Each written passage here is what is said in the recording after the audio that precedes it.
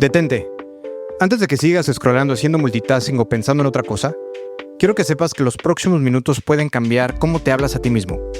Soy Braulio Filoteo y esto es Gritones, el podcast donde las conversaciones son más que entretenimiento. Son mapas de ruta hacia fortalezas que sabes que tienes, pero aún no sabes cómo articular. Aquí vas a escuchar historias y diálogos genuinos con personas que transformaron sus momentos más difíciles en fuerza interior. Conversaciones que te recuerdan algo. Tú también puedes reescribir tu narrativa. Y déjame confesarte algo. Para mí, la inspiración está bien, pero la acción es mejor. Por eso, escribo el grit en la vida cotidiana solo cuando tengo algo genuino y accionable que compartir. No por rutina, sino por ritual. Cuando verdaderamente siento que puedo aportarte perspectivas que marquen diferencia. Si eso resuena contigo, suscríbete en brauliofiloteo.com. Si estás aquí es porque algo en ti reconoce que hay un relato más poderoso esperando ser contado. Si sigues aquí es porque tienes grit, ese coraje y resiliencia que te hace continuar cuando el camino se pone duro. Esto no es solo un podcast, es una invitación a tomar el control de tu narrativa, porque lo que cuentas, cuenta. Antes de presentarte a nuestro invitado de hoy, quiero compartirte algo que transformó mi mentalidad. ¿Cuántas veces te has dicho, no estoy listo, mi experiencia no es suficiente, o qué van a decir? Durante años yo me repetía esos límites autoimpuestos, hasta que entendí algo que lo cambió todo. Lo que realmente nos frena no es lo que vivimos, sino cómo interpretamos lo que vivimos. Y aquí está la verdad que rara vez admitimos. Sin bienestar integral, mental, físico, emocional, cualquier narrativa que quieras escribir pierde fuerza y propósito. Si sientes que necesitas tomar la rienda de tu vida de manera más consciente, te invito a que te des una vuelta por mis redes sociales donde promuevo un bienestar más holístico. Porque cuidarte no es vanidad. Es el primer acto de autorrespeto en tu historia personal. Desde Accesalud, primero con X y luego con S, estamos construyendo algo que desafía lo que te han dicho que tienes que hacer para estar bien. Pero eso lo dejaré para otro momento. Con esta reflexión en mente, te dejo con alguien que ha decidido tomar el control de su propia narrativa. Me llamo Braulio Filoteo y esta es la historia de Andrea Faril, fundadora y directora de Alive, la primera fundación en México enfocada 100% en la recuperación integral de personas que han sobrevivido a un evento cerebrovascular. Y es interesante, porque de tener quizás una vida de perfección ante la mirada de los demás, un año nuevo la recibió con un derrame cerebral que cambió su vida para siempre. Te dejo accionables y 5 puntos clave que aprendí en nuestra conversación. 1. No dejes que el miedo te deje sin oxígeno. 2. Se puede comunicar muchas cosas a través de la belleza. 3. Utiliza el propósito como gasolina. 4. Define tus metas y fluye. Y 5. En cualquier ámbito, tú eliges si te vas o te quedas. Aquí la tienen. Andrea Faril, bienvenida. Faril, ¿estoy diciéndolo bien? Sí, Faril. Andrea Faril, bienvenida a Gritones Podcast. Qué gusto tenerte. Gracias, Braulio. Es un gusto estar aquí y con todos los que nos están escuchando para seguir platicando de historias increíbles. Seguro, la tuya está buenísima. Ya la verdad es que he hecho mi tarea y tengo tantas cosas que preguntarte. Muy, muy interesante, la verdad. Pero antes quiero arrancar esta entrevista pidiéndote que me platiques cuántas veces aplicas ir a cenar. Ok. Y te esperas a que llueva para irte caminando a tu casa en lugar de pedir un taxi o en lugar de pedir un Uber. Y dices, no hay momento de esperar. Vámonos caminando a la casa. ¿Recuerdas esa ocasión? Alguien muy cercano a ti me dijo, me sorprendió Andrea, porque nos fuimos en plena lluvia. ¡Wow! Caminando a casa. ¿Lo recuerdas? A ver, tengo un ligero recuerdo de eso porque es algo que suelo hacer. De hecho, ayer hice esto, no era una cena, sino estaban arreglando el agua en el departamento de mi hermano y me dijeron como, bueno, hay que esperar a que lo arreglen. Está lloviendo ayer en la noche. Y le dije, no, tenemos aquí abajo la regadera y el baño del gimnasio, entonces bajemos.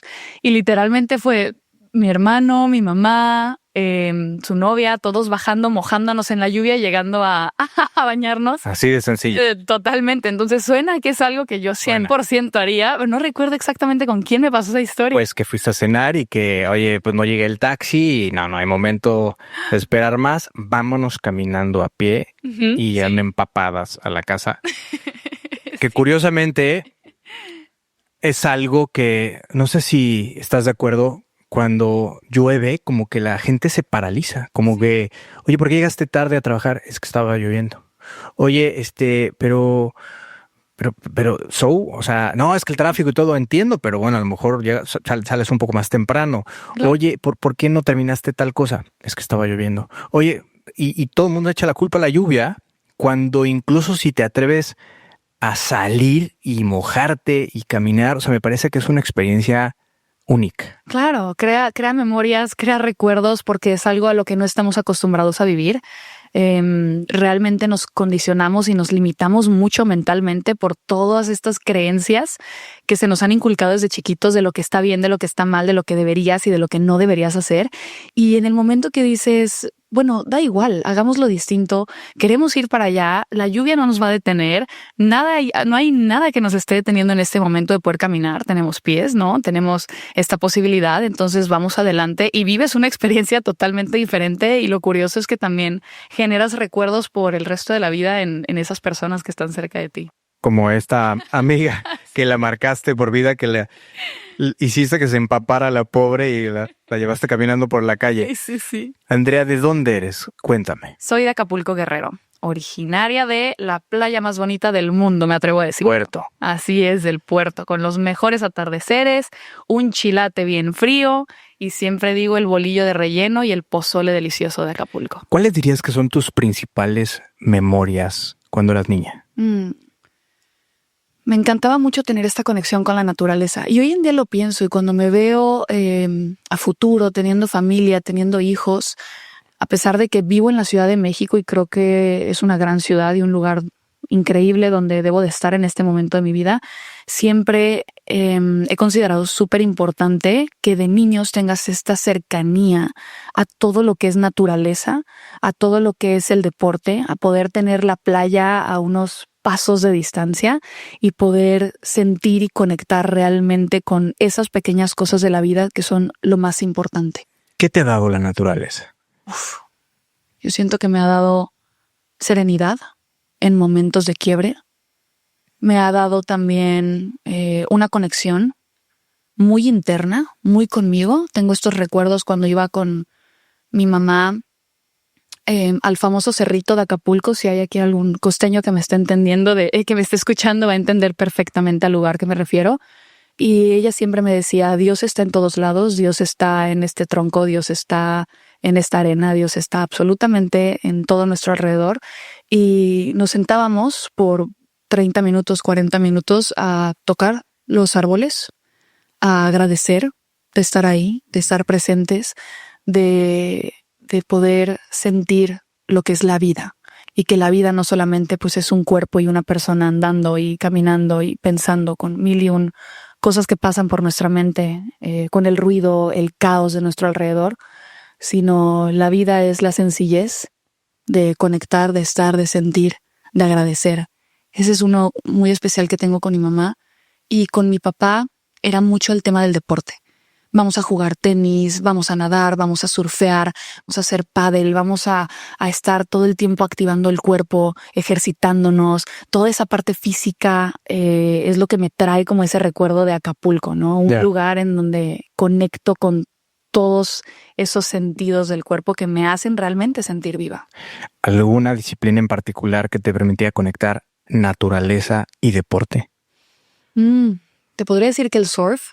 Porque es la mezcla de los dos mundos, en donde estás en la playa, pero a la vez estás haciendo un deporte, y también porque es algo que te hace enfrentarte al miedo constantemente. A lo lejos tú puedes ver las olas y puedes ver cómo ese set de olas va pasando, y lo llegas a ver pequeñito, ¿no? Porque está lejos y no le das esa magnitud y ese como el respeto al mar.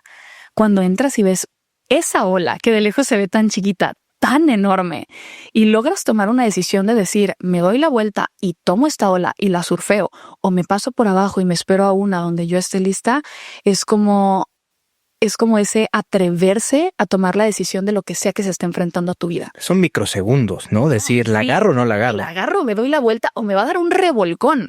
Aún así, me da mucha paz y esto es algo que me decía mi papá desde chiquita. Me decía, mira, ¿qué es lo peor que puede pasar? Y yo, no, para que me ahogue.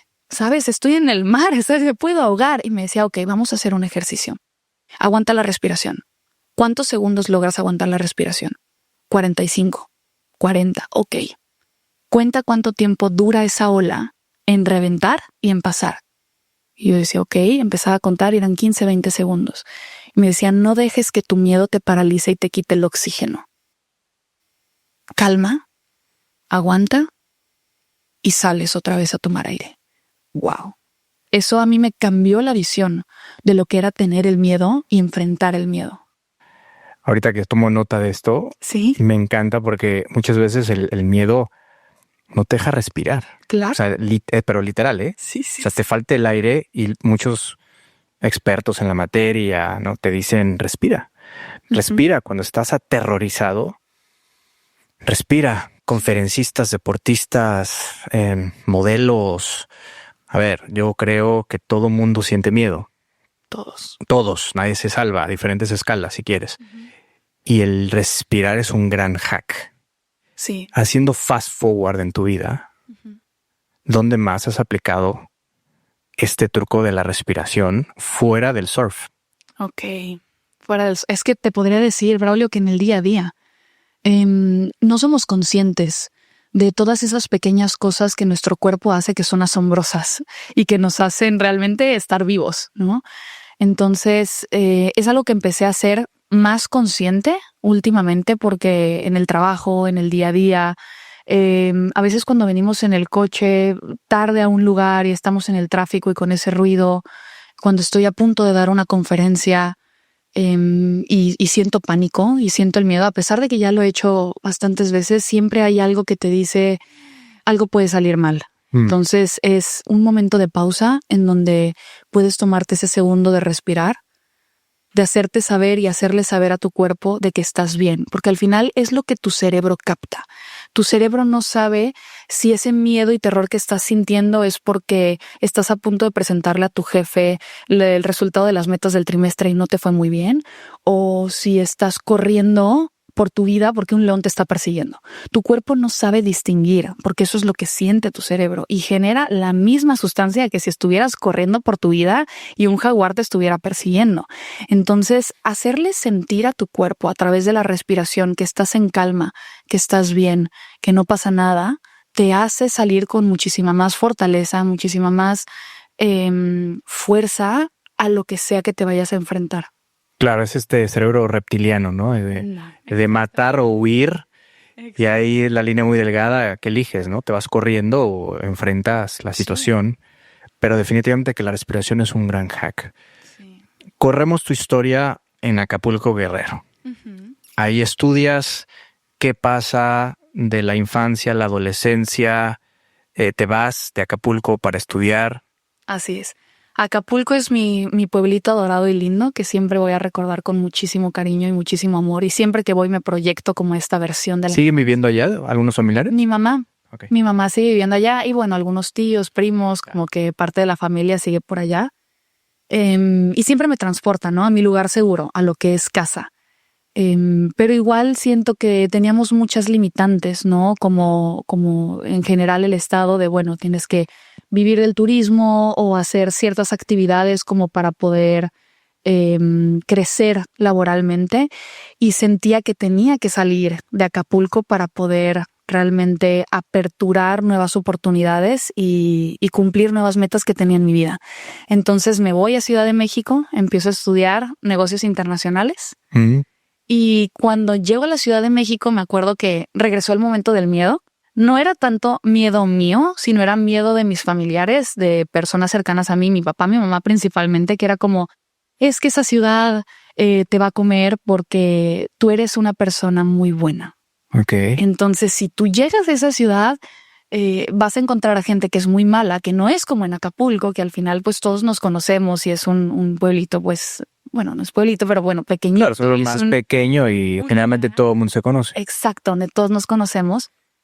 Y llegaba a la ciudad y era como esa sensación de decir, ok, ahora somos muchísimas más personas por aquí. ¿Conocías a alguien en la Ciudad de México o la verdad es que no? Sí, tengo una tía en Ciudad de México. Tenía una tía allá, entonces sí conocía a alguien, pero realmente llegué de cero a la universidad. Okay. Yo me acuerdo que de hecho cuando llego a la universidad yo me sentía totalmente aislada, separada, sola de decir, no conozco aquí a nadie, son caras nuevas y todos, bueno, la mayoría en la universidad traen ya grupitos desde preparatoria.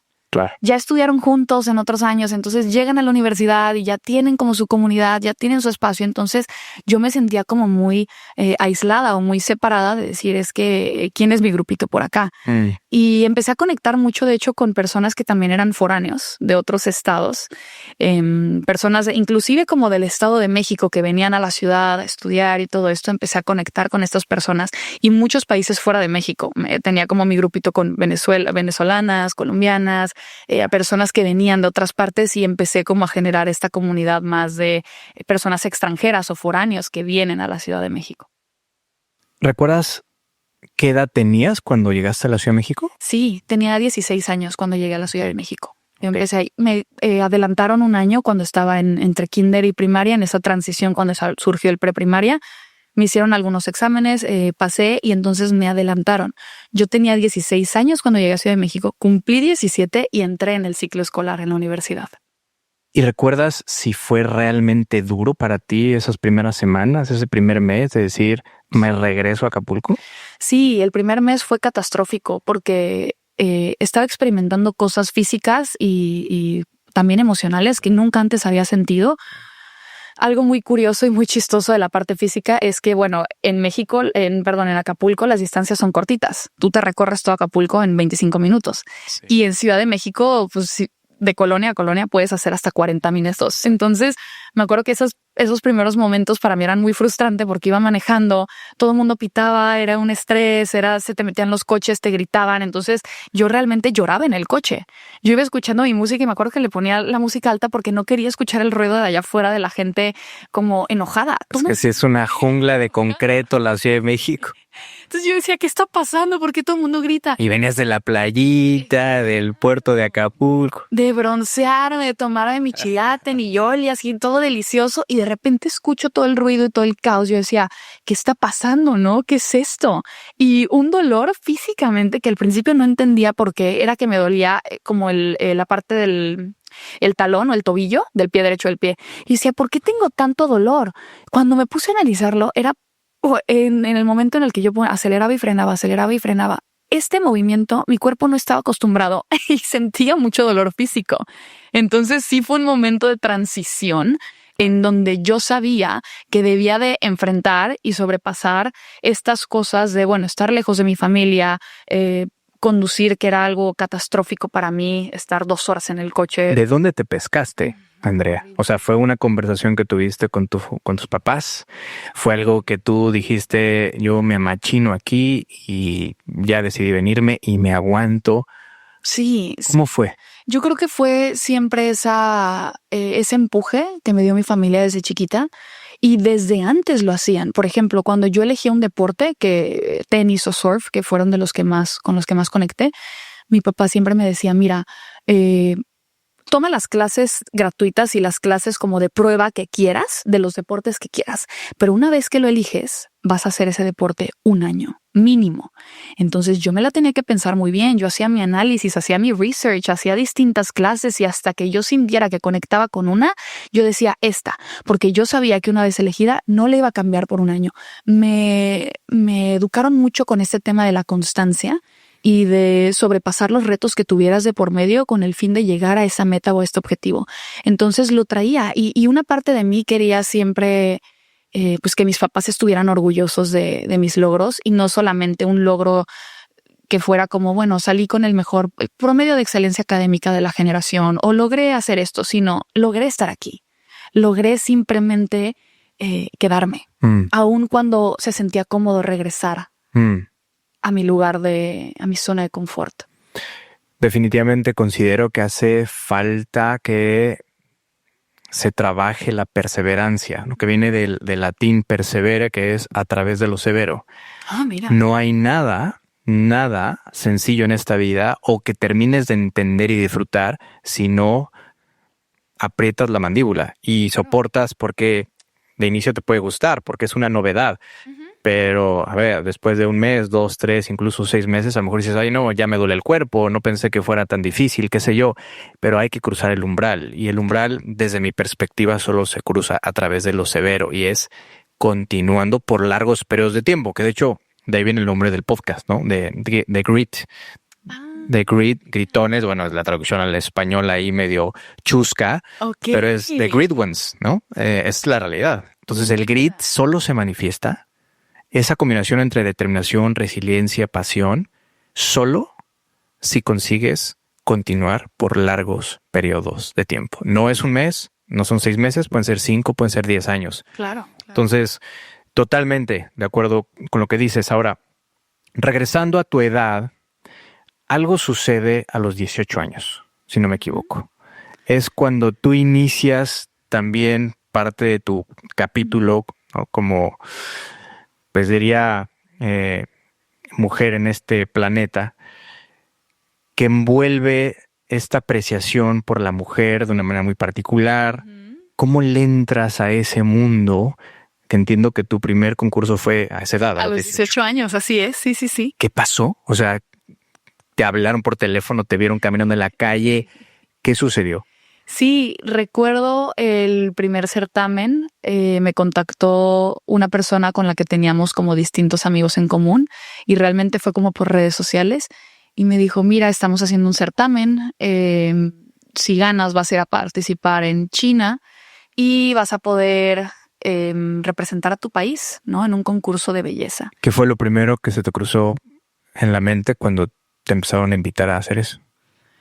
Muchísima emoción, muchísimas ganas, porque realmente era algo con lo que de niña me llamaba mucho la atención. No puedo decir que era mi mayor sueño desde chiquita el verme como con una corona representando a mi país, pero era algo que yo admiraba mucho de las mujeres, el que pudieran a través de su belleza compartir un mensaje que cambiara la perspectiva de muchas personas de temas difíciles que cuestan mucho trabajo tocar. ¿Tu mamá tuvo algún indicio, se dedicó a algo relacionado a la belleza? No, mi mamá no estuvo. Una tía en algún momento estuvo en temas de certámenes. Mi mamá no estuvo en certámenes. Digo, porque a lo mejor por ahí venía un poco el estímulo, pero no. No tanto. Me inspiraba mucho cómo las mujeres podían dar un mensaje y podían tener una voz con poder a través de una plataforma que estuviera conectada con la belleza. Siempre lo vi así. Mira, la belleza es algo que capta la atención, pero la inteligencia y el corazón son algo que mantienen esa atención cautiva. Entonces yo quería poder estar en un lugar que me diera la oportunidad de poder dar un mensaje al mundo, aun cuando yo no sabía cuál era mi mensaje al mundo. Si no lo estabas buscando. O sea, de hecho no lo estabas buscando. Entiendo que te empezaron a platicar y está esta opción, te pusiera a China y... ¿qué siguió después? Claro, entonces me cuentan un poco el esquema del certamen. Me acuerdo que hay un esquema que es la concentración, ¿no?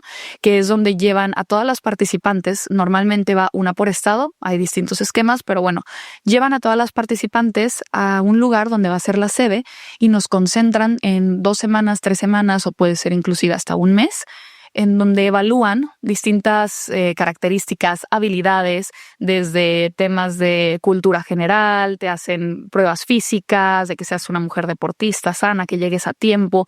Evalúan mucho también como tu actitud de servicio, porque al final, si estás representando a tu país, tienes que tener una actitud de servicio con todas las personas que estén alrededor de ti, porque va mucho de eso. Entonces generan toda esta evaluación durante un periodo de tiempo. Parte de también vienen temas de maquillaje, pasarela, peinado, como toda esta parte más física, pero también es psicológica y sobre todo muy espiritual. Okay. Muy espiritual, porque muchas veces cuando estás en esta concentración y en este certamen llegan puntos de quiebre Llegan momentos en donde dices, ya no quiero más, estoy cansada, me duelen los pies, ya no quiero volver a ponerme tacones y salir otra vez a las 7 de la mañana a hacer fotos y acabar con una conferencia a las 2 de la madrugada y después la cena y después todas estas actividades. Tu cuerpo te pide descanso y debes de apretar mucho psicológicamente de decir, vamos adelante, vamos a seguir haciéndolo. ¿Por qué? Porque espiritualmente hay un propósito y un sentido del por qué estás ahí. ¿Hablan de eso dentro de esta concentración? ¿Hablan de propósito? ¿Hablan de sentido? ¿Hablan de significado? Hablamos de... ¿Cómo lo hacen? ¿Cómo lo abordan? Mira, siempre, bueno, depende mucho del certamen. Hay muchos tipos de certamen. En este primer certamen era más una mezcla entre ser reina y ser modelo. No fue un tema que se abordó mucho, pero fue más un tema que tú debes de conocer porque es aquello que te da la gasolina y te da la motivación para decir, puedo un día más. Estoy aquí porque yo vengo para algo más profundo que este dolor físico que estoy sintiendo y sé que debo atravesarlo para llegar a eso. Entonces, en este esquema de certamen no lo llegamos a tocar, que fue el primero. En el segundo certamen sí lo tocamos más y va variando mucho y depende, pero hacemos un proyecto social en donde hable de cuál es el mensaje que tú vas a transmitir a todas las personas. Puede ser cualquier tema que tú decidas tocar, pero debes de hacer literalmente un business case y debes de presentarlo a distintas personas. Esa vez me tocó presentarlo a un secretario de salud en este segundo certamen, personas de gobierno, igual había una psicóloga, había una comunicóloga y estaba la directora del certamen. Entonces es un foro de personas que van a evaluar tu proyecto y tu propósito del por qué estás ahí y qué le da sentido. ¿Cómo brincaste del primero al segundo? A ver, ¿cómo te fue en el primero? Empezando por ahí. Vamos por ahí. Gané. Ok. En el primero. Así. Oye, me acordé de Andrea Faril, invítala y te la llevas. Ok. Sí, tal cual. Ok. Entonces, gané en ese certamen. Me fue muy bien. Hice también muchísimas. ¿Dónde era? ¿En la Ciudad de México? Fue en Mérida, Ok. la sede. Entonces gano el certamen y me dicen, ok, ahí viene el siguiente paso, ¿no? Y te tienes que ir 2 meses a la concentración del internacional, como ya en China. Y si ganas o quedas en uno de los top 5 o top 10, creo que era, te tienes que ir un mes a Dubái o un mes a algún lugar porque vas a hacer otros contratos. Parte de lo que ganabas eran como contratos con distintas agencias para hacer pasarelas, fotos, revistas. ¿Y estabas estudiando la carrera en ese inter? Estudiando la carrera, claro. Ya llevaba. ¿Qué te decían tus papás por ahí. Mi papá al principio se opuso. Mi mamá siempre me apoyó. Mi mamá siempre es de que tú quieres por esto y dale, yo te apoyo. Y cuando te caigas, yo me caigo contigo y te levanto. Mi papá era más no quiero que te caigas y te lastimes. Entonces trato de poner mis brazos para que no caigas. Protector. Mucho más protector. Entonces mi papá al principio me decía, no me parece, pero bueno, dale y vamos a ver qué pasa. Y yo creo que él no esperaba que yo fuera a ganar. ¿En la carrera la pusiste en stand-by o qué pasó? ¿O estabas malabareando el tema? No, mi papá tuvo una conversación muy seria conmigo y me dijo, mira, tu prioridad ahorita en la vida y tu objetivo ahorita en esta etapa de tu vida es terminar tu carrera. Ya empezaste. No lo pauses, no te salgas. Termina tu carrera y después haz lo que quieras con tu vida. Pero ahorita ese es tu objetivo. Y me lo dejó súper claro. Y yo dije, ¿sabes qué? Tiene razón. Yo empecé con esto. Tengo que terminar la carrera antes de poder empezar otra meta o otro sueño que me puede pausar de terminar el anterior. Okay. Entonces decido no ir al certamen internacional. Te bajaste. Me bajé ese año que era ir a China, ¿no? Entiendo. Claro, era ir a China, en una concentración de 2 meses aproximadamente. Ok. Más todo el tiempo extra que podría tener ahí. Pero claro, también la perspectiva de mi papá la entiendo porque él dice, imagínate, va y gana y le empieza a ir bien como modelo y entonces ella decide no terminar su carrera y continuar su vida. Claro, es mucho más fácil que tirar la toalla en el tema de la educación, si te empieza a ir bien y tal, ¿no? Claro, pero digo, no es que esté mal. Cada quien tiene sus sueños, sus convicciones y sus metas, pero para mí y para mi familia era muy importante terminar. ¿Ya qué edad tenías ahí, André? Ahí tenía 18 años. ¿Seguías con esa misma edad, 18 años? O sea, todo pasó muy rápido. Sí, fue, claro, la concentración en Mérida habrán sido 2 semanas, me coronan y yo tengo que tomar la decisión en la siguiente semana porque ellos necesitan tiempo para entonces coronar a mi sucesora, que sería como la que queda de suplente, y prepararla a ella. Entonces, vuelos, permisos para ir a esta parte necesitaba otro permiso, entonces yo necesitaba tomar la decisión ya. Y ahí es donde decido no ir. Sigues con tu carrera. Así es. ¿En tu cabeza qué sucedía? ¿Ocurría voy a seguir estudiando, voy a empezar a buscar trabajo, me voy a quedar a vivir en México? ¿Cómo maniobrabas con esa situación? En tomar decisiones como de a dónde ir, siempre me he dejado como fluir mucho por la vida. Tengo metas muy claras, objetivos muy claros, pero no me pesa ni me cuesta trabajo pivotar en el camino. Entonces empecé justo negocios internacionales, después me empezó a gustar mucho el tema de finanzas. Y yo dije, mira, ¿sabes qué?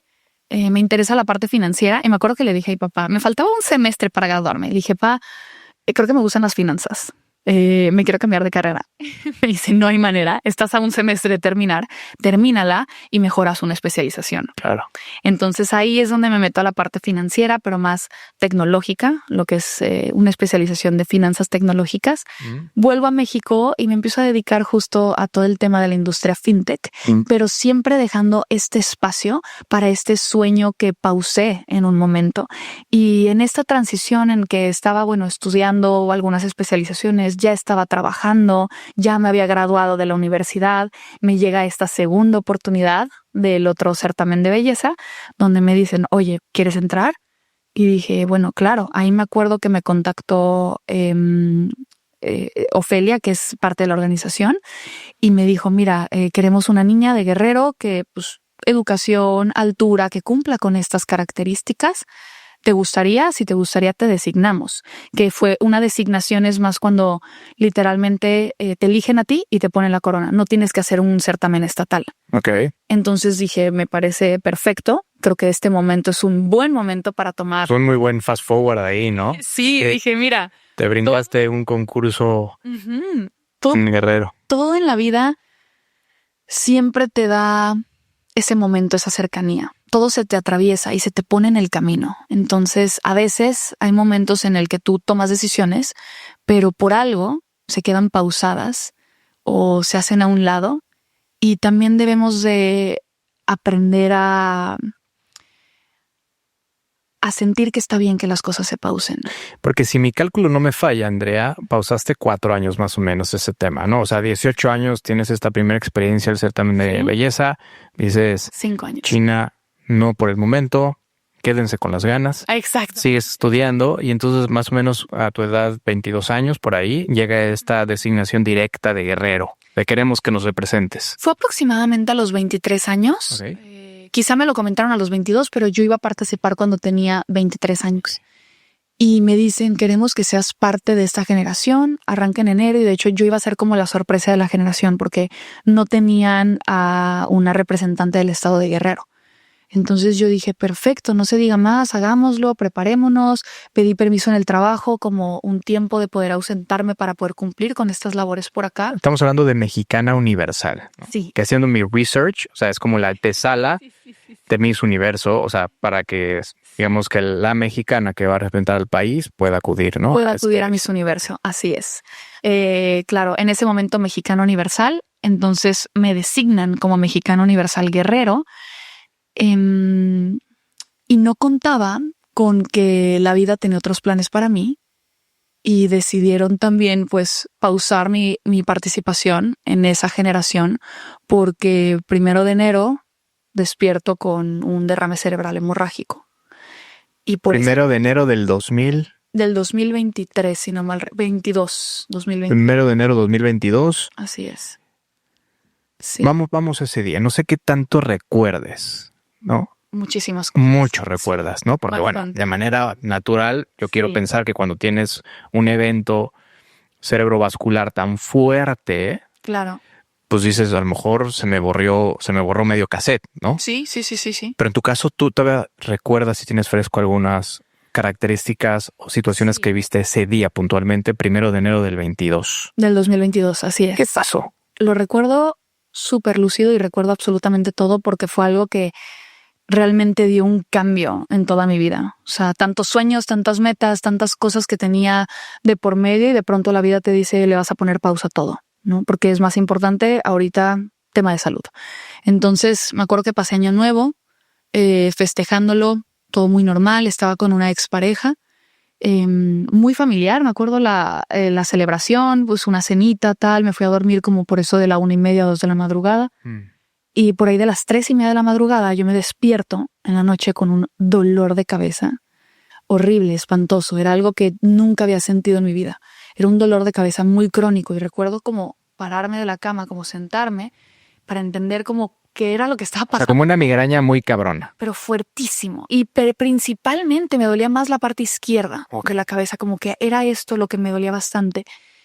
Y cuando abro los ojos no veía bien. Veía como luces blancas, como si ves mucho tiempo al sol y después bajas la mirada.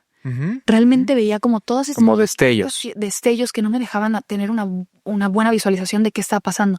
Y lo primero que hice fue decir, ¿dónde estoy? ¿Con quién estoy? ¿Qué hago aquí? Okay. O sea, yo no sabía dónde estaba súper desorientada, Blackout. Muy confundida. Lo primero que hice fue intentar pararme de la cama para ir por un vaso con agua. Dije, necesito como tomar agua. ¿Y lograste pararte? Porque también secuelas tiene que ver con que el cuerpo cambia. Claro. Todo. Me acuerdo perfectamente que estaba acostada y era justo, estaba en la parte como derecha y la pierna izquierda, la parte izquierda estaba acostada, entonces la pierna izquierda logro bajarla de la cama con facilidad y dar como ese primer paso. Y la pierna derecha me cuesta mucho trabajo bajarla. Entonces yo digo, pero como hago mucho deporte, yo dije, claro, el deporte, ¿no? Como ese dolor muscular, porque mi cuerpo está acostumbrado al dolor muscular.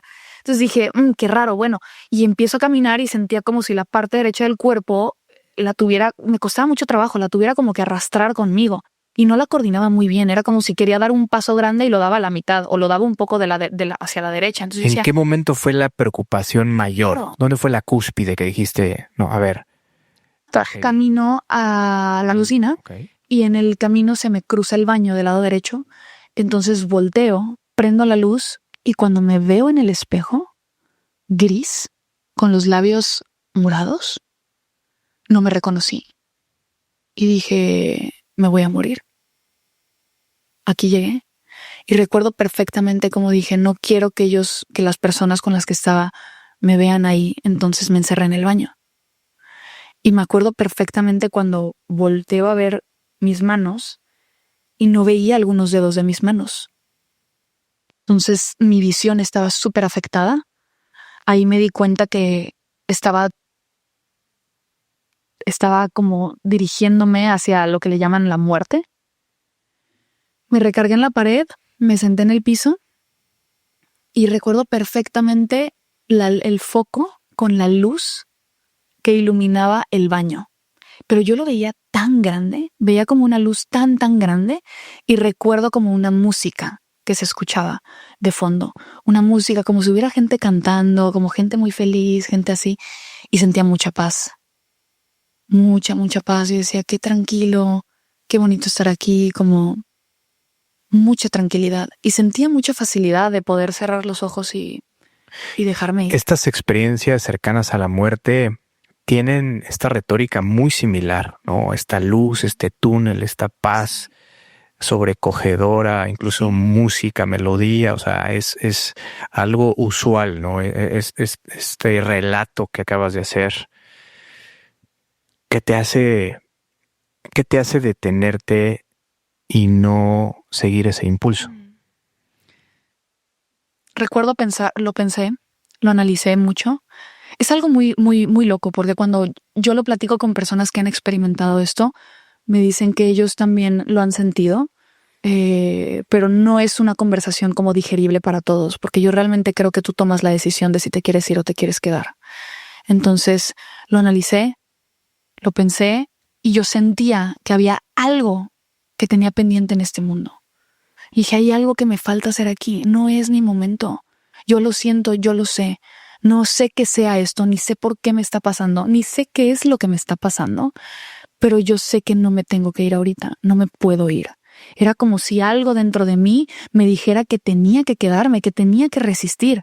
Esa sensación cuando veía la playa y tenía que tomar la ola, esa sensación de dolor físico de decir, puedo hacerlo una vez más, tengo que soportarlo, tengo que quedarme, no importa lo que sea que venga, yo sé que lo voy a atravesar porque tengo que estar aquí, tengo algo pendiente. Tomas la decisión. Exacto. ¿Qué es lo primero que haces? Me volteo, empecé a echarme agua en la cara y empecé a vomitar. Es uno de los síntomas de un derrame cerebral. Sí, aparte del dolor de cabeza, movilidad del cuerpo, dificultad en el habla, también tienes vómitos, confusión. Entonces, después de eso, voy hacia la cama donde estaba esta persona y lo despierto. Entonces yo trato de decirle como, oye, me siento muy mal, me duele mucho la cabeza, llévame al hospital, ¿no? Y él no entendía nada de lo que le estaba diciendo. Él me decía como, ¿qué? Y me decía, es que tú balbuceas, no te entiendo, no entiendo qué me estás diciendo. Y lo único que me entendió fue que le dije como, esa música, porque yo seguía escuchando la música, le decía, ¿esa música qué es? Y me decía, no hay música, no hay nada, ¿de qué me estás hablando? Y decía, ¿dónde estamos? Yo sí recordaba a esta persona, pero no recordaba su nombre. Esa es otra cosa que me pasó. Entonces él me decía, tranquila. Y como yo estoy acostumbrada a tener como pesadillas y de pronto me despierto en la noche y como que lo despertaba, él estaba acostumbrado a eso. Entonces me dijo, tranquila, tuviste una pesadilla, ¿no? Ven, acuéstate, duérmete, te voy a poner meditación. Me trajo un vaso con agua, entonces me decía, tranquila. Y yo dije, ok. Y me volví a dormir. Entonces... ¿Y eso es sugerible? ¿Es recomendable volverse a dormir? Pues ¿O no. ahora que tú sabes? No. Si alguna vez ven estos síntomas en una persona... Digo, porque es bueno saberlo. Es decir, no, a ver...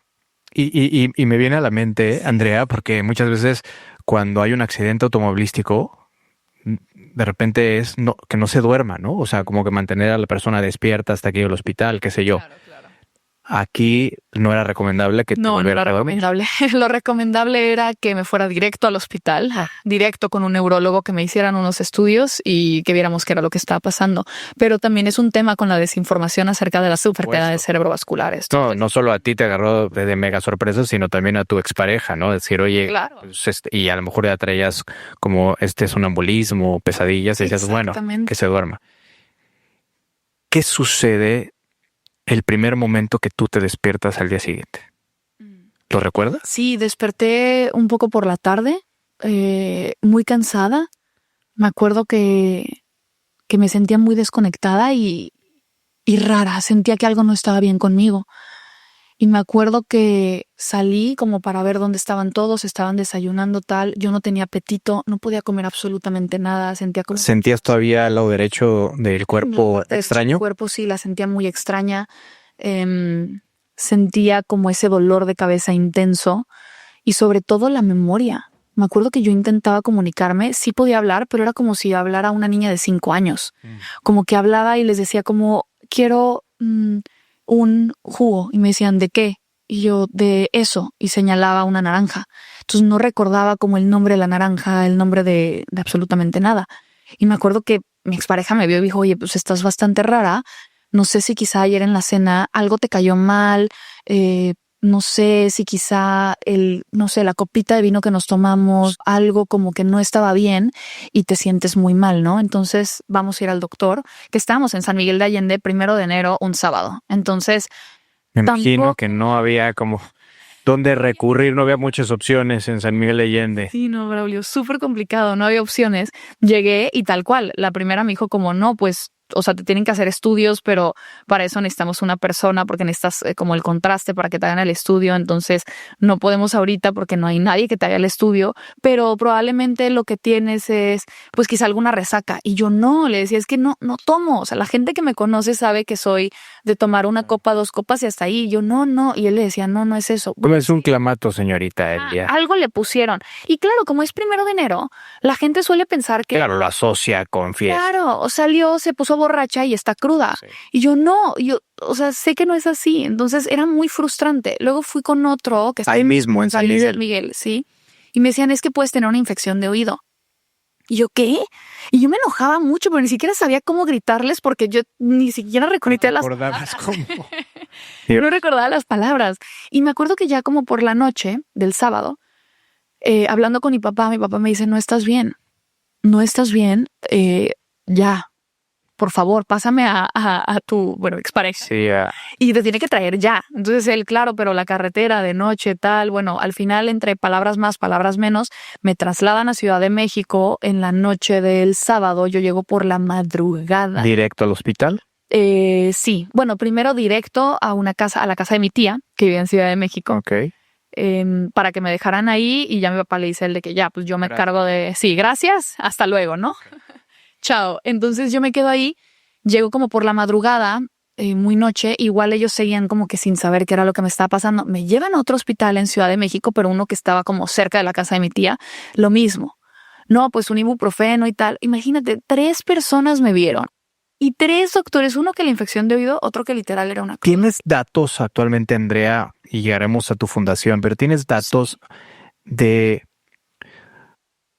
qué sucede con tanta cantidad de malos diagnósticos o diagnósticos incorrectos, particularmente en derrames cerebrales? ¿Tienes datos? Porque en México sé que hay una cantidad gigantesca de diagnósticos erróneos de diferentes enfermedades que terminan con la vida de la persona o inclusive los tratan como si fuera otra situación que hasta puede llegar a complicar la enfermedad original. Sí, total.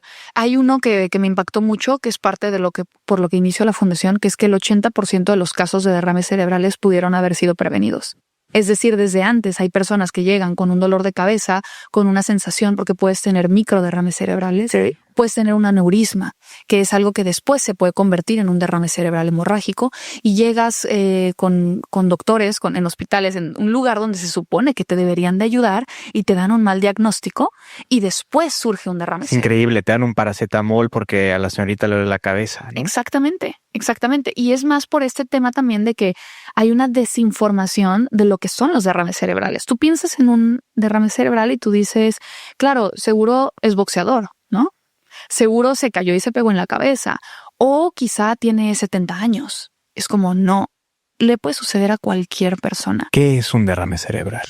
Literalmente es cuando uno de tus venas que están dentro de tu cerebro se revienta o se tapa y hace que el flujo sanguíneo pues salga dentro del cerebro o se bloquee, y eso afecta todo tu cerebro. Dependiendo de la parte en la que te dé el hemisferio del cerebro o la posición, puedes tener distintas afectaciones, pero literalmente es una venita se tapa o revienta y sale toda la sangre en el cerebro. Llévame al momento donde te enteras. ¿Qué es lo que realmente estaba pasando? Súper fuerte ese momento. Me acuerdo que mi mamá se trasladó a Ciudad de México, entonces al otro día, ese domingo, ya estaba por ahí. Entonces, domingo por la nochecita, tardecita, vamos a otro hospital en donde me decían que todavía no estaba ahí el neurólogo y para el estudio que me tenían que hacer, que es con contraste, debía estar 8 horas en ayuno. Entonces, para no hacerte el cuento largo, me terminan haciendo el estudio el lunes como a las 6 de la mañana, 7 de la mañana. O sea, ¿ya habían pasado cuántos días? 3 días. 3 días desde que tú empezaste a sentirte fatal. Así es. Y me hacen el estudio y yo sabía que ya era lunes, eso sí, porque mi mamá me había dicho como, bueno, ya es lunes, yo tenía como esa conciencia de que era lunes, y me acuerdo que se acerca el neurólogo con mis resultados de todo el estudio y me dice, pues lo que tienes es un derrame cerebral hemorrágico de 7.5 centímetros en el lóbulo posterior izquierdo. Era un tamaño representativo de parte del cerebro. Y yo no entendía qué era lo que estaba pasando, Braulio. O sea, si a mí en ese momento me decías derrame cerebral o cualquier otra cosa de la vida, mi cerebro no lo entendía. Pero ni siquiera sonaba grave para ti. No, yo dije como, ok, claro. ¿Qué sigue? ¿Qué viene, no? ¿Qué pastilla me vas a dar o qué me vas a hacer? Entonces le digo, ok, está bien. Yo, doctor, me da algo y me voy a trabajar. Así, con estas palabras. Y se me queda viendo el doctor como diciendo, o sea, ¿qué te pasa? ¿No? Tienes un derrame cerebral, no entiendes la gravedad. Y me dice, mira, ok, ¿dónde trabajas? Y yo, no sé. ¿Qué haces? ¿Dónde estudiaste? No sé. ¿Dónde naciste? ¿Dónde vives? ¿Cómo se apellida tu mamá? ¿Cómo te apellidas tú? ¿Cuántos años tienes? Y no sé, todo era no sé. Ahí es donde me doy cuenta de las afectaciones reales que estoy teniendo. Ahora, aclárame algo en relación a estas afectaciones y secuelas, Andrea. Cuando hay un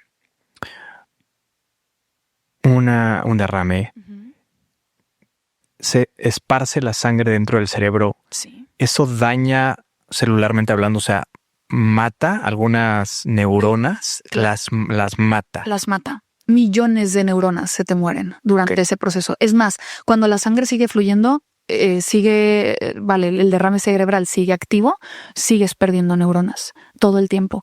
Hasta que te operan, literalmente te quitan como esta parte. A mí no me operaron, yo no era sujeta a operación. Okay.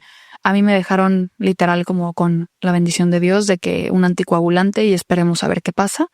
Y una vez que se coagula, ahí es donde dejas de tener este riesgo y cuando se vuelve ya una cicatriz. Es decir, ya no sigo perdiendo neuronas, sino es más mientras estás teniendo el derrame cerebral. ¿Cuál sería la diferencia versus un infarto cerebral? Un infarto cerebral, es así. Porque a lo mejor tú sabías, según yo, y ojo, no soy médico, sí, disclaimer. Sí. Yo tampoco no soy médica, hablo desde lo que me pero pasó. A mi entender es que si en el infarto, o sea, literalmente muere una parte del cerebro. Ok.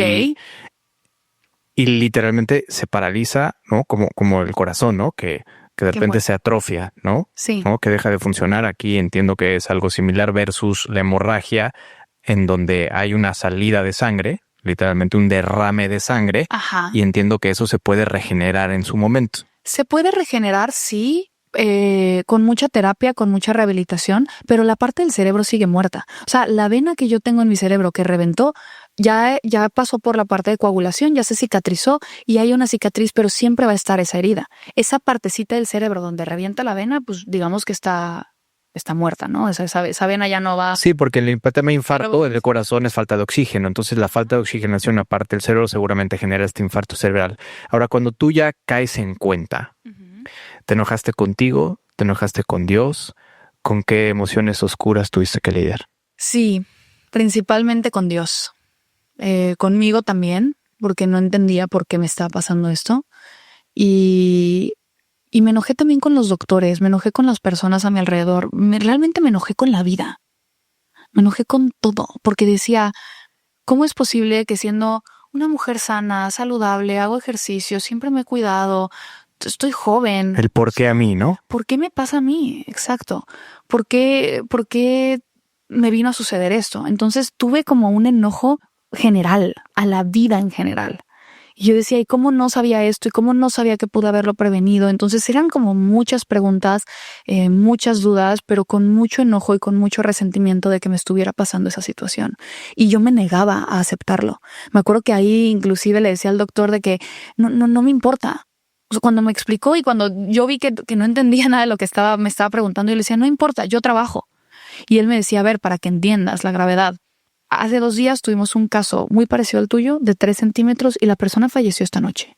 Así que si tienes personas que quieras que vengan a verte, familiares o amigos, háblales para que te vengan, ¿no? ¡Qué fuerte! Algo Claro. que te hayan dicho los doctores que decidiste no creer. Sí, hubo algo. Creer y no creer, porque recuerdo que ya cuando salgo, estuve 2 semanas en el hospital, y cuando salgo y me dan de alta, yo les preguntaba si iba a recuperar la memoria en algún momento de mi vida, si iba a poder volver a hablar o a recuperar la fuerza y la visión del ojo derecho, que era algo que también estaba súper afectado. Y me dijeron, mira, puede ser que sí, puede ser que no, puede ser que una parte, pero lo que sí te aseguro es que puedes aprender todo de nuevo.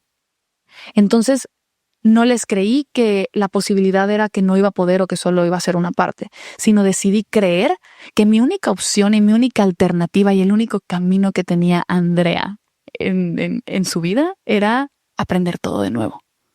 Y me lo puse como meta. Y fíjate que ahorita que lo mencionas, Andrea, es algo que en el ecosistema emprendedor, yo que soy emprendedor de catálogo y me falta mucho por hacer y lograr, por supuesto, pero esta valentía de volver a empezar las veces que sea necesario. Exacto.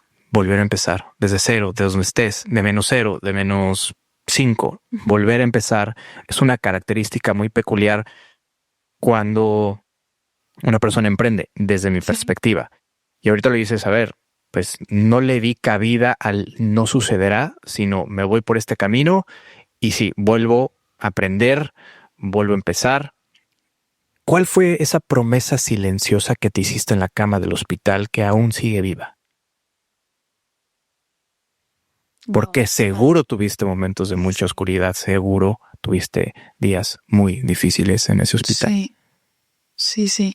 Fueron varios momentos. Yo creo que una de las promesas que me hice a mí misma era que iba a enfrentar esta etapa de miedo y la iba a atravesar con muchísima dignidad y muchísima fuerza para aperturar a esa Andrea en la que me iba a transformar.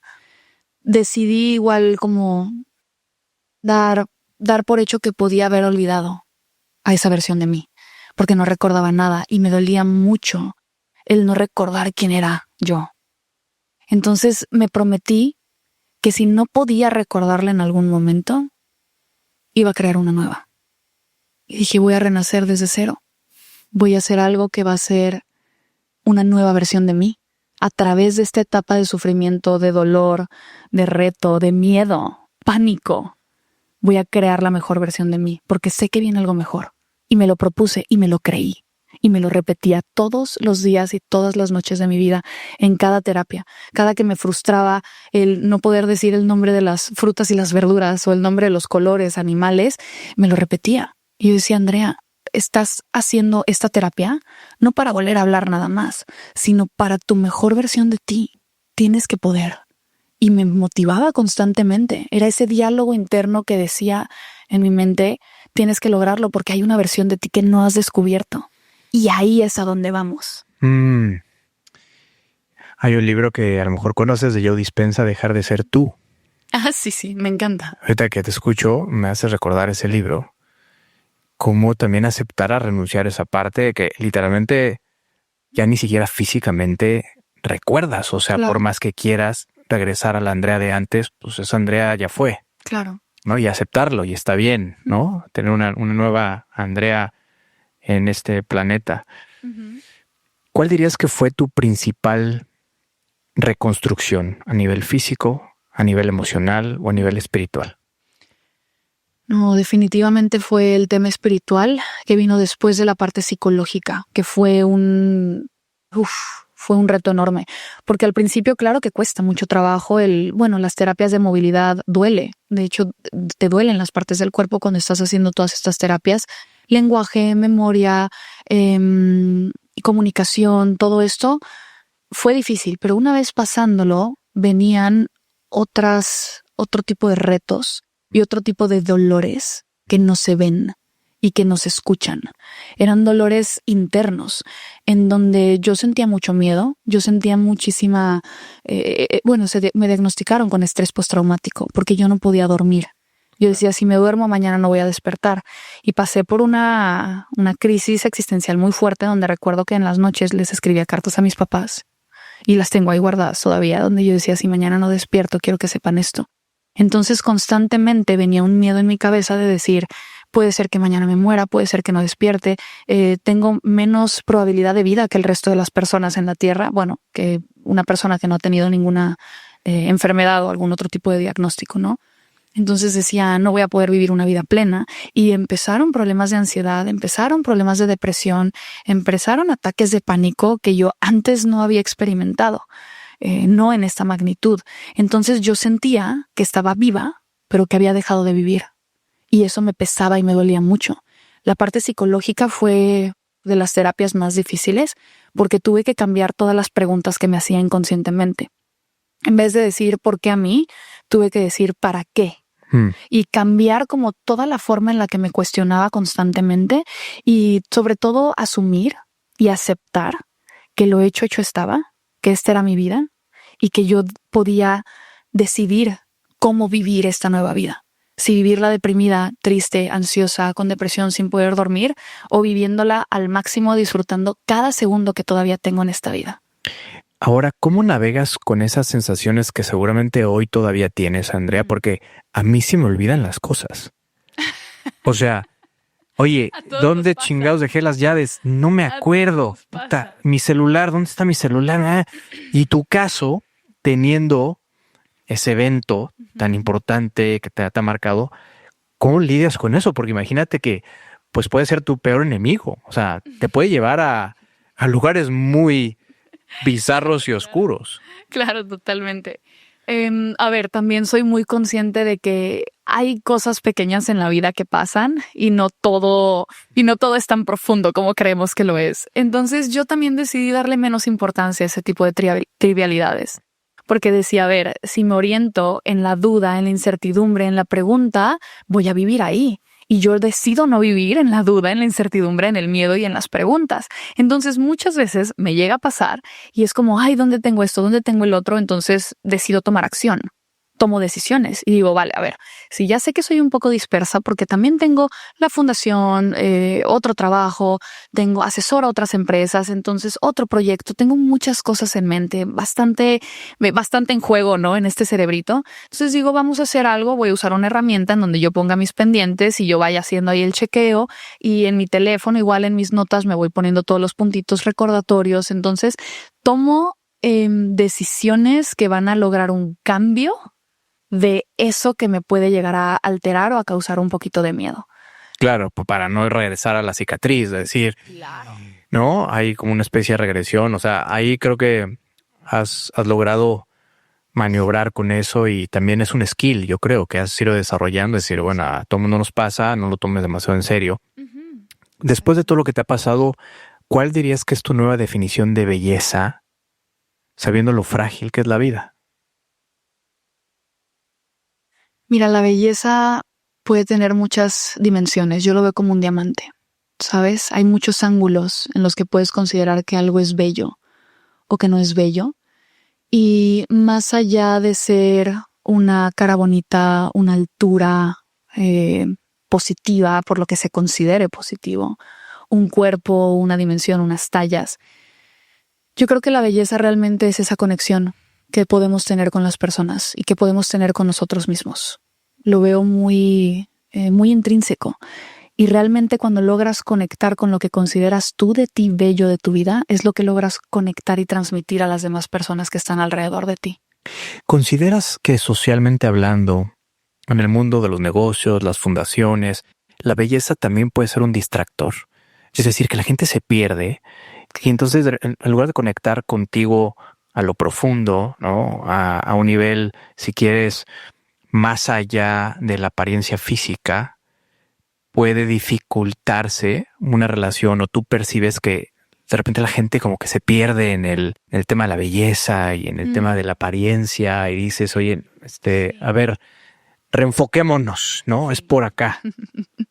Sí, puede suceder.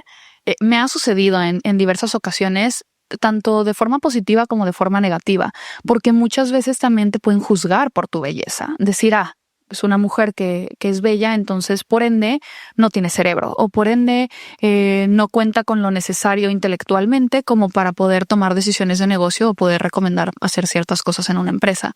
Y de forma positiva, claro, porque siempre puede haber alguna intención por debajo de... Oculta. Exacto. Totalmente oculta. Alguna intención oculta.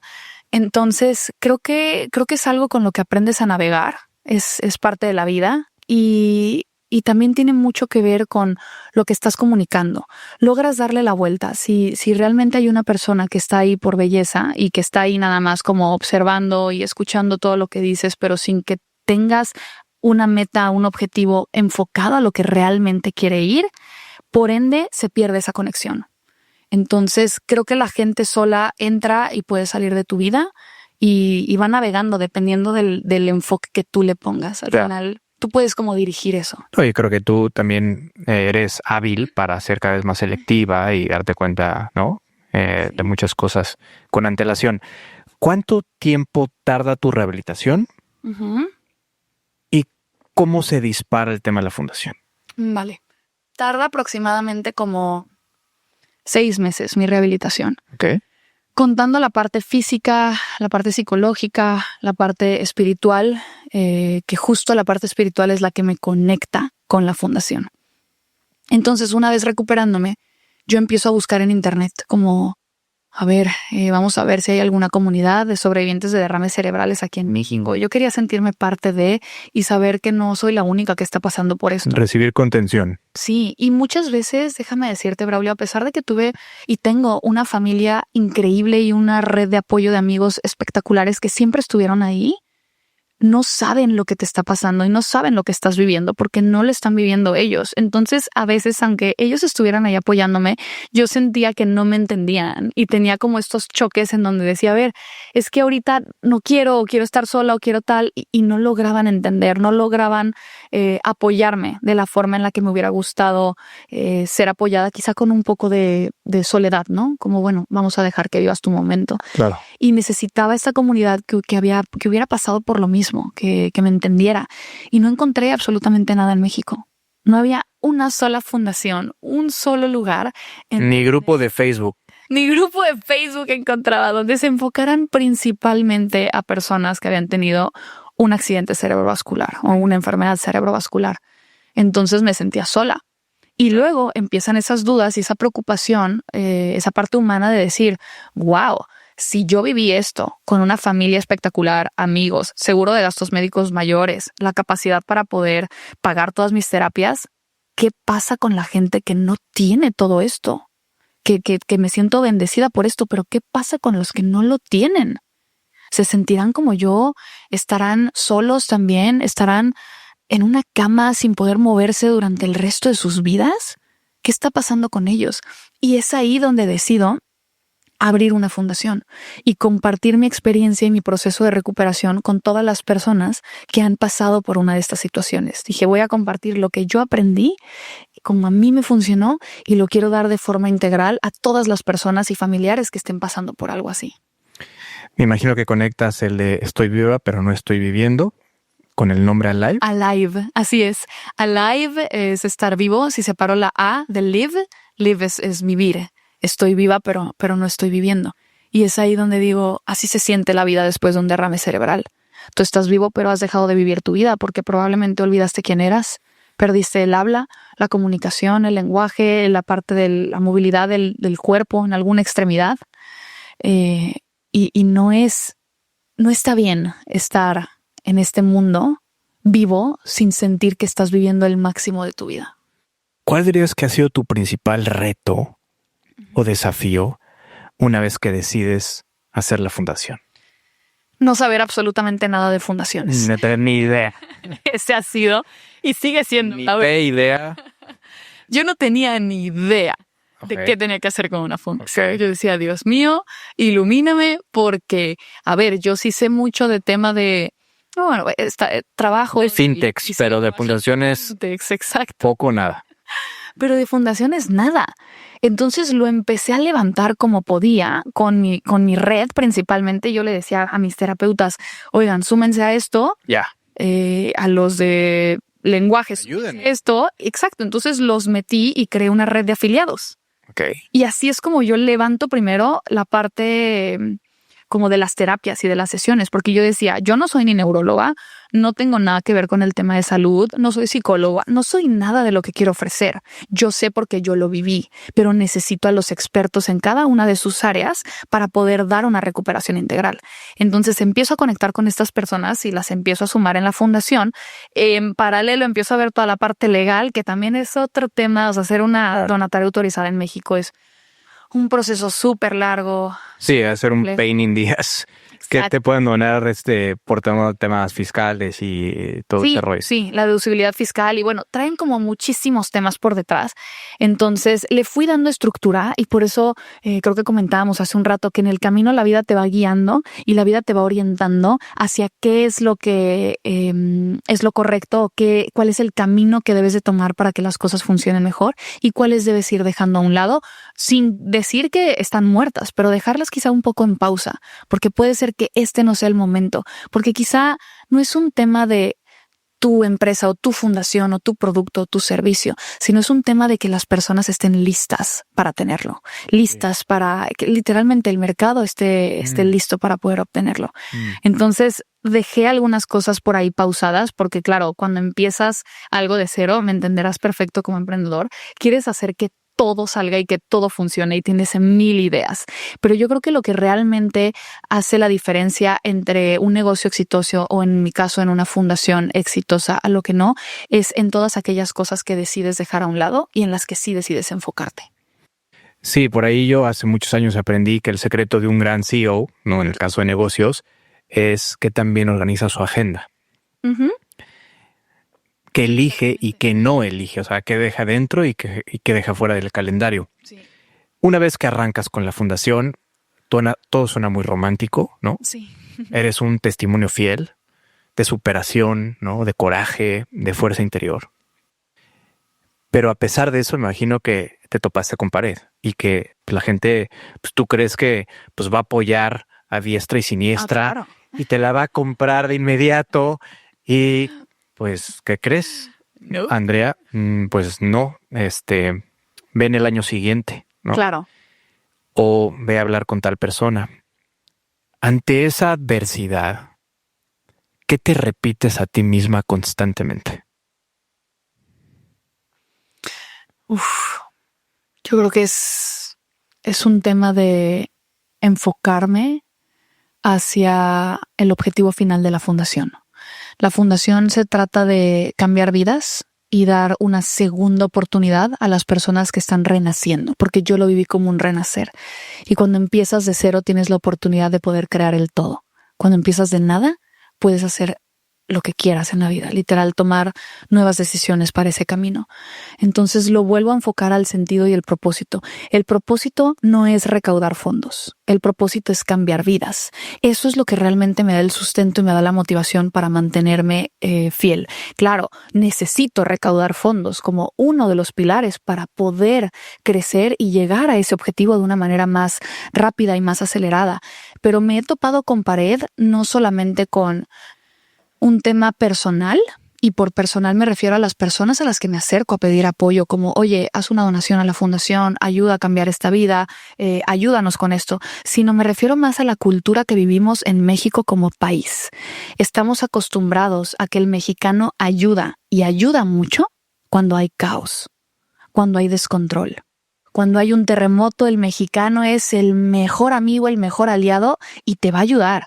Cuando hay un incendio, cuando hay un huracán, como lo vivimos en Acapulco con el Otis, la gente se une para ayudar. Pero si no hay caos, la gente decide no ayudar. Es como, no, pero no, ¿por qué? Y ponen muchas justificaciones del por qué no ayudar en vez de un solo motivo del por qué sí ayudar.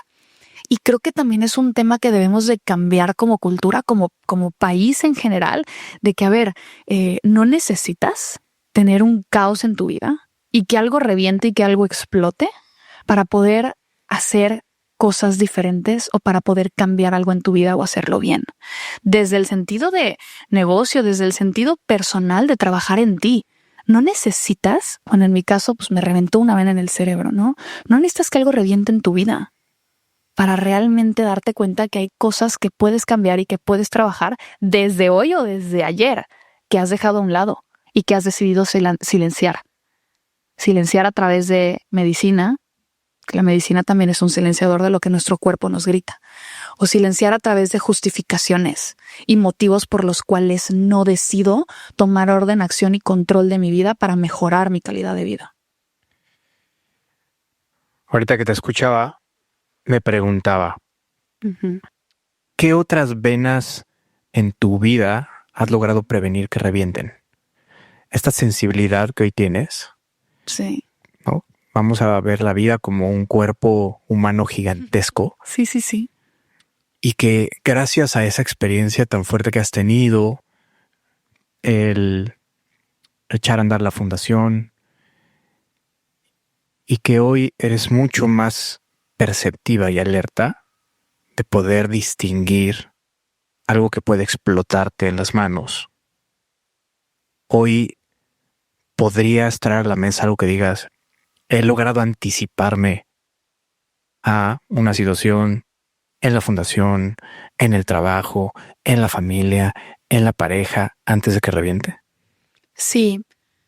Sí, he logrado anticiparme, yo creo que en bastantes pequeños detalles, porque a veces, vuelvo al tema, no necesitas como algo muy grande para que realmente reviente. Hay cosas pequeñitas que puedes ir canalizando, que puedes ir mejorando, que puedes ir trabajando o poniéndole simplemente atención, volviéndote consciente de que eso existe, con el fin de que no crezca, no se vuelva una bola de nieve y después reviente por completo. ¿no? Creo que parte de lo que me ha tocado experimentar es en empresas, que también me encargo como de asesorar empresas y ayudarlos como en transformar su negocio.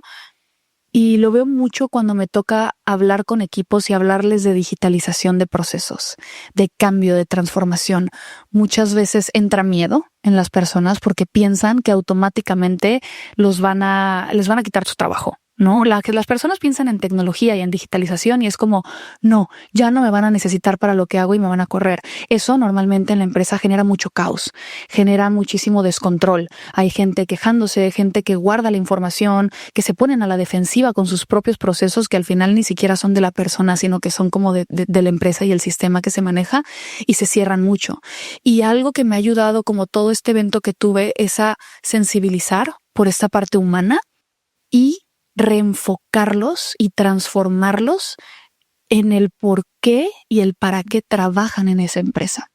En otras palabras, yo no creo que el ser humano vino a este mundo a trabajar en procesos y a trabajar en cosas que sean lo mismo todos los días. Yo creo que somos personas creativas, somos personas que venimos a innovar. Cualquier ser humano viene aquí a conectar, no solamente en temas de naturaleza, sino en temas humanos, de decir vamos a hacer este cambio, vamos a crear esta nueva cosa. Venimos aquí a eso, no a soldar y a seguir un proceso de que todos los días es hacerlo lo mismo. Y siempre lo comunico con ellos, les digo, deleguen esa parte a los sistemas, a la tecnología, a todo lo digital que lo pueda hacer por ustedes. ¿Por qué? Porque si ustedes delegan aquello que ya saben hacer y lo que se sienten confiados y seguros haciendo, ustedes van a descubrir que tienen este otro potencial donde pueden hacer cosas más grandes. Es esa transformación del miedo de ceder el control de lo que tú conoces y de lo que ya sabes en algo que va a desbloquear un nuevo potencial en ti y que le desbloquear talentos nuevos que antes tenías silenciados por seguir un proceso todos los días de algo que te dijeron y que conoces y que sabes hacer. Y un nivel de creatividad que no te da ChatGPT, por ejemplo, ¿no? Claro. O sea, un nivel de humanidad y de conciencia, Sí. definitivamente que puedes delegar esa parte de la tecnología, pero justamente salirte de la supervivencia que dice Joe Dispenza en el libro Dejar de ser tú y vivir más en la creatividad, ¿no? Vivir más en esto maravilloso que solo los seres humanos somos posibles de crear y de generar y de innovar, que es Claro. de alguna manera lo que tú provocas en las empresas. Y totalmente, Braulio, y lo veo muchísimo. Imaginemos como una empresa con un departamento de atención a clientes y todo el tiempo es como revisas el ticket y haces esto y haces esta otra cosa y tal, pero al final no escuchas a la persona.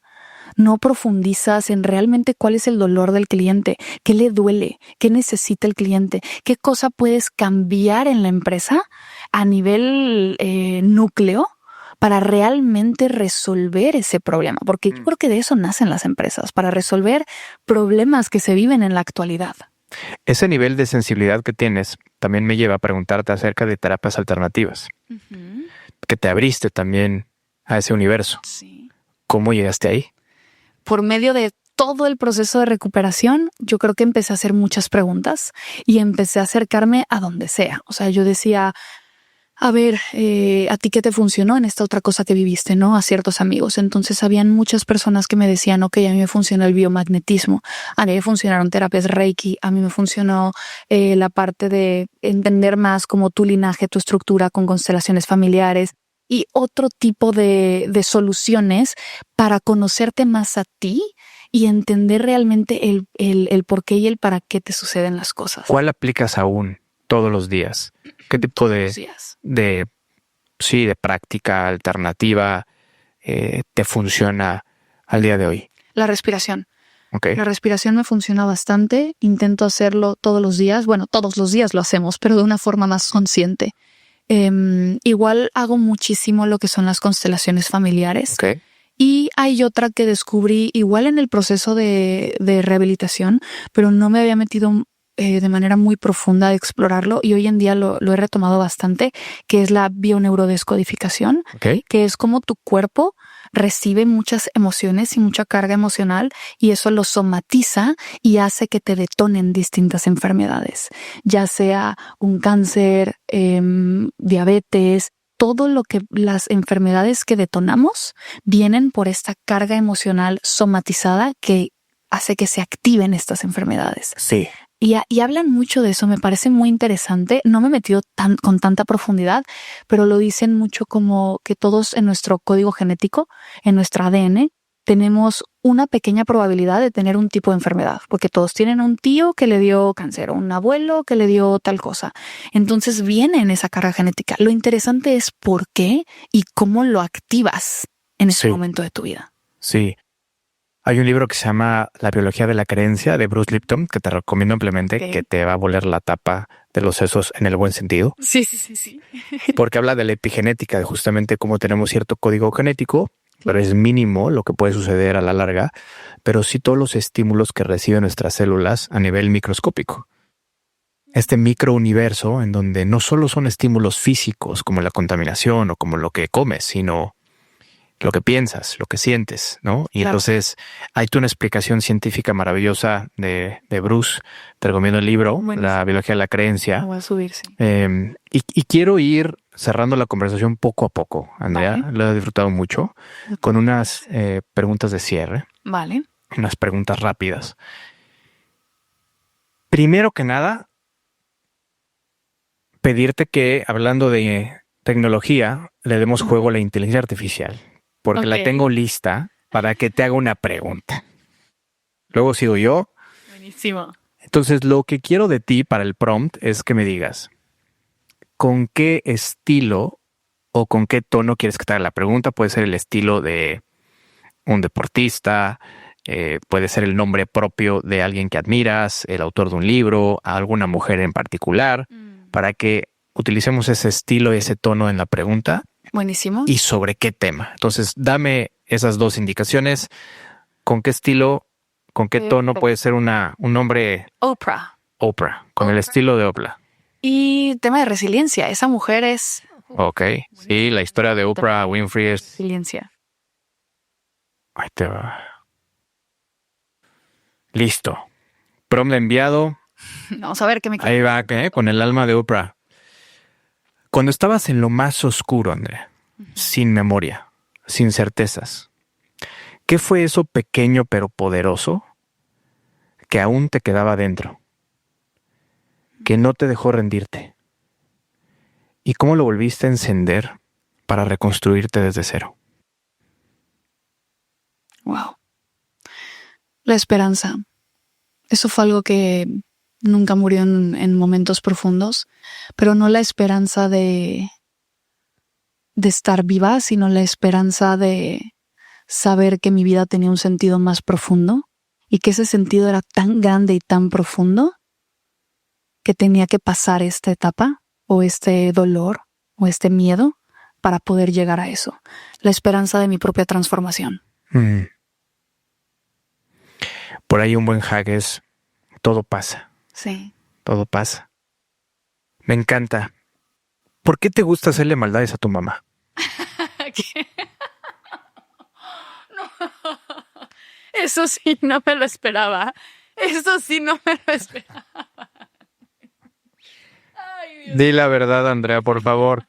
Hasta insectos de gomita o de plástico le pones a la pobre. ¿Por qué? Sí, le hago bromas con cucarachas falsas porque mi mamá les tiene mucho miedo. Mira, ahí te puse una, Mira, hay un escarabajo de plástico vengándome en nombre de tu mamá. No, mi mamá cuando escucha el podcast va a estar riendo por este momento. Ay, Dios mío. No lo sé, sinceramente, Braulio. Me encanta. Eres a la única persona que le haces maldades. No, a todos. Es que mi lenguaje del amor es un amor apache. Es como... a mi hermanito igual, de que lo espantaba o luego de que el carrito. Yo siento que... Ay, no sé por qué realmente me he puesto a analizarlo y no sé por qué soy como muy bromista, de que me gusta hacerles broma a las personas. Chance porque mi papá desde chiquito era así y los juegos de chiquitos en mi familia siempre eran muy enfocados a eso, de que decíamos, vamos a jugar a las escondidas, pero los que se escondan van a llevar una máscara de algo de Halloween así terrorífico para que cuando los encuentren espantes al que te busca. No entiendo el sentido del juego, pero era muy divertido y era muy divertida como esa parte. O hacíamos, por ejemplo, en Navidad juegos de regalos y algunos eran buenos y unos eran muy malos. Entonces siempre había como un poco de... Como de humor. De humor, ¿no? En la vida. Y es que sabes que así es la vida. La vida tiene un poco de humor. Entonces yo creo que parte de mi lenguaje del amor es jugar un poco con la gente, como hacer estas bromas. Hablabas de tu papá y sé que a Sí. tus 7 años, subida en sus hombros, fueron a una plaza en Acapulco fingiendo que dabas patadas de karate y eres totalmente libre de platicar lo que sucedió. Lo dejo absolutamente a tus consideraciones. Dios mío. Claro que sí, lo puedo platicar. Aquí somos un libro bien. Venga. Mi papá me subía a sus hombros desde chiquita. Tengo 2 hermanos. Entonces jugaba que agarraba mis piernas y literalmente pateaba. ¿Ves? Es que es eso. El humor siempre ha estado ahí. Ahí está. Pateaba Todo a es mis culpa de tu hermanos. papá. Sí, pateaba a mis hermanos. Entonces yo me moría de la risa. Y en una de esas nos tocó que cuando poníamos el ticket del estacionamiento, él metía como un billete grande para que todas las monedas cayeran y todos nos peleábamos por las moneditas. Suben mis hermanos al elevador conmigo y yo estaba triste porque como estaba en su espalda, yo no pude agarrar monedas. Entonces en el elevador empieza a agarrar mis piernas y les empieza a dar así patadas. Y yo una vez escuché todas las moneditas de que tiqui, tiqui, tiqui, tiqui, tiqui en el aire. Me moría de la risa, estaba muriendo de la risa. Y cuando salimos de ahí, lo primero que hizo mi cuerpo, no yo, lo hizo mi cuerpo, fue hacerle pipí en la espalda. Literalmente. Mi papá fue de que, ¿qué es esto caliente? ¿Qué es esto caliente? Y yo, me estoy haciendo pipí. Y me aventó. No me imagino a tu papá la escena con la camisa o la playera toda mojada. No, en el centro comercial, o sea, Ay. mal, Dios mío. Pero es un gran recuerdo. Oye, hablando de prendas, sé que el bikini es tu prenda favorita. Sí, ¿Por me qué? encanta, porque me encanta ir a la playa, me encanta broncearme. Soy de mar, soy de playa, me fascina estar bronceada todo el tiempo agarrando color, entonces me hace sentir muy cómoda realmente. Menos es más, siempre lo digo. Igual en la escuela de que tirantitos, shortcitos, chanclitas, vámonos. Tal cual. Si tu historia fuera un platillo mexicano, ¿cuál sería? Pozole, El pozole. sería el pozole en mi vida. ¿Tú sabías que el pozole es la comida favorita de los toreros? Ándale, mira, qué ¿Sabes curioso. por qué? ¿No? Porque es pozole. Tal cual. Pues ahí lo tienen, público inteligente y conocedor. Andrea Faril, eres una genia, resiliente, apasionada. Gracias. ¿Quieres compartir tus redes, algún dato de contacto? Sí, claro, me encantaría. Mis redes son @AndreaFaril y también pueden encontrar la fundación como Alive Fundación. Nos encantaría por ahí, igual si hay por acá algún sobreviviente de un derrame cerebral o alguien que tenga un familiar o un amigo, que se sigan sumando, que ayuden y que si necesitan ayuda, aquí estamos para servir. Fantástico. ¿Algo que quieras gritarle al mundo? Ay, we are alive, estamos vivos. A darle, a vivir, damas y caballeros. Eso le quiero gritar. Oye, antes de cerrar, ahí te van 2 clásicas de gritones. Ok. Y terminamos. Si tuvieras que elegir uno de los 2 siguientes superpoderes, Ok, a ver. ¿cuál elegirías? ¿Ser invisible o volar? Volar. ¿Por qué? No quiero ser invisible. No quisiera ser invisible, ¿sabes? Como que creo que en el mundo venimos para ser notados por algo y hacer algo en esta tierra. Ya sea ayudar, pasarla bien, emprender, hacer lo que sea, pero nosotros venimos al mundo por algo. Si no, no estaríamos aquí. ¿Y volar qué te da? Y volar me da pues el superpoder de sentirme como un águila libre por el viento y poder transportarme a cualquier lugar que sea. O sea, llegar rápido a la playa. Ándale, quiero volar para llegar rápido a la playa y broncearme. ¿Cuál sería el título de tu historia?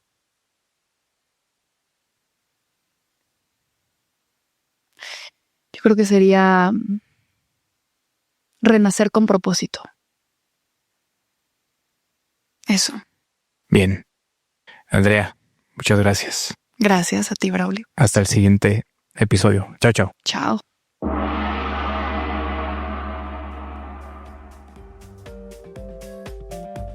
Y ahí lo tienes, otra prueba de que las mejores historias nacen de los momentos que quizás preferías olvidar.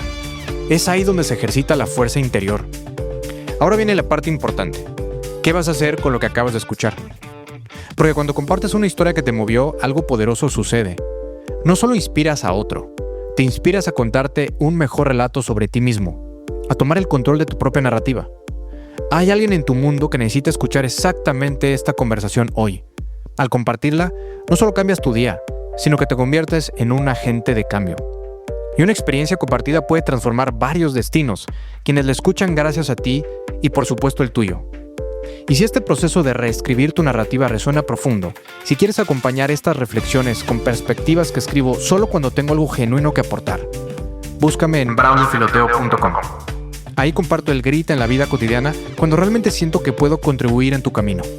Recuerda, la diferencia está en quién cuenta la experiencia. ¿Tú? ¿O dejas que alguien más relate lo que viviste como se le dé la gana? Lo que cuentas, cuenta. Nos vemos el próximo miércoles, donde seguimos validando que eres una historia con patas llena de valor. Hasta pronto.